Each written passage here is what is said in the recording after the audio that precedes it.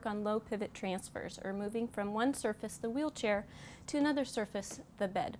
Before we get into the actual transfer, I want to go over a principle that's very important, and we use it throughout the transfer training. And it's a head-hips relationship, and the relationship is opposite. So if I want my hips, or in this case, Lori's hips, to move this direction, I'm going to move my head and Lori's head the opposite way. That gets my hip closer to the destination.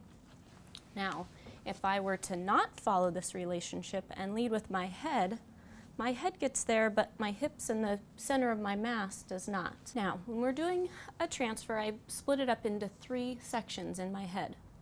Getting the wheelchair ready, getting Lori ready, and then the actual movement. So we'll start with getting the wheelchair ready.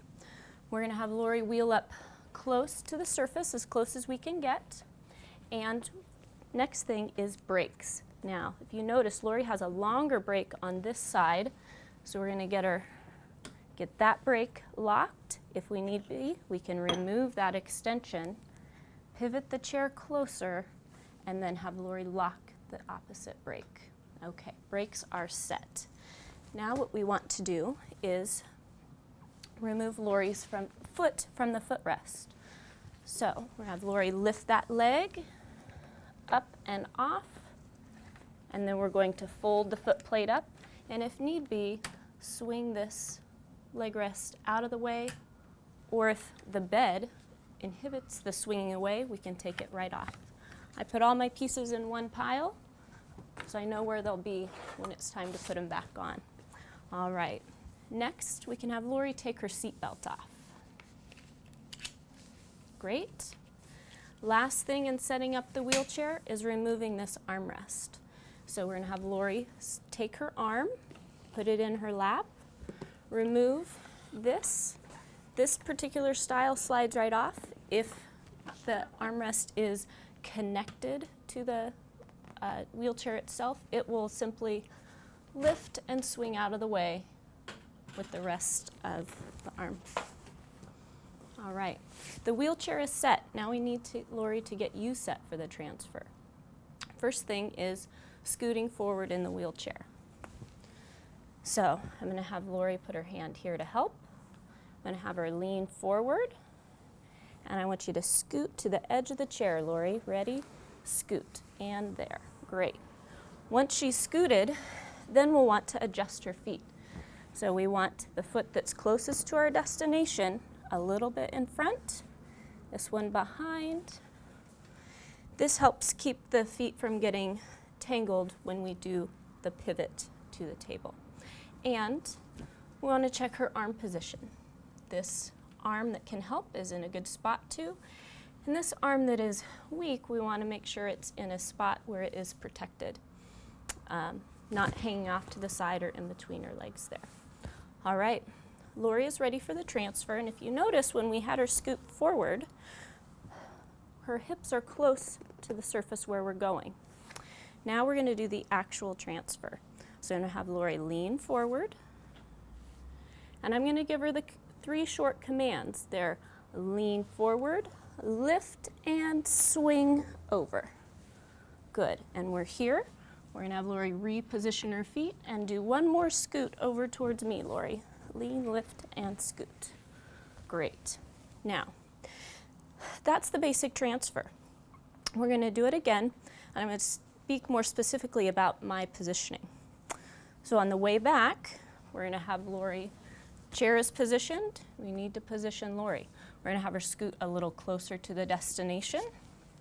So Lori, lean forward, scoot. Great. We're going to check feet. Destination foot a little bit more in front. Arm position. Weak arm is safe.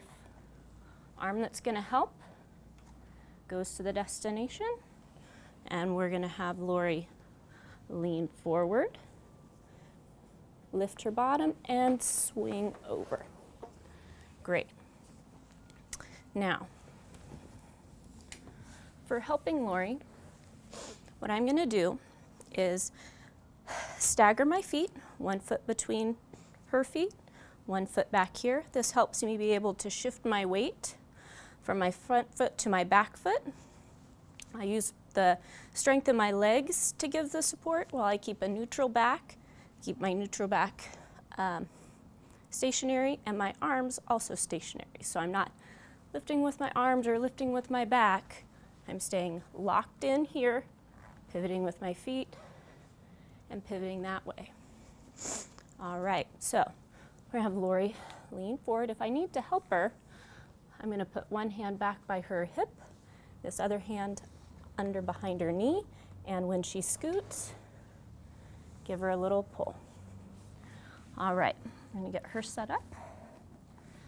Excellent. I like to position myself over the top of Lori. This helps promote that forward movement. I'm gonna put my hand away, my further away hand here, my hand closest to our destination by Lori's hip, either on the waistband or right here on the edge of her hip. Now, what I do is Lori leans forward, her shoulder is close into my chest, so I have support here to prevent movement this way, and then this hand helps with the lift.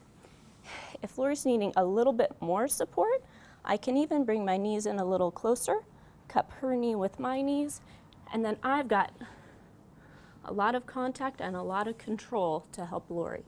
All right, so we're gonna have her lean forward. Here we go, Lori. We're gonna lean, lift, and swing. Good. Reposition the feet. And one more scoot towards me, Lori. Lean, lift, scoot. All right. So as I demonstrated here, that I was providing Lori about 50% help with that transfer. What I want to do is, as we're doing that transfer, have Lori do as much as possible, and then I fill in the amount to get the job done. In doing it this way, Lori can keep progressing and doing more and more of the work, and I do less and less of the work with the end goal that Lori is independent with these. And that's a low pivot transfer.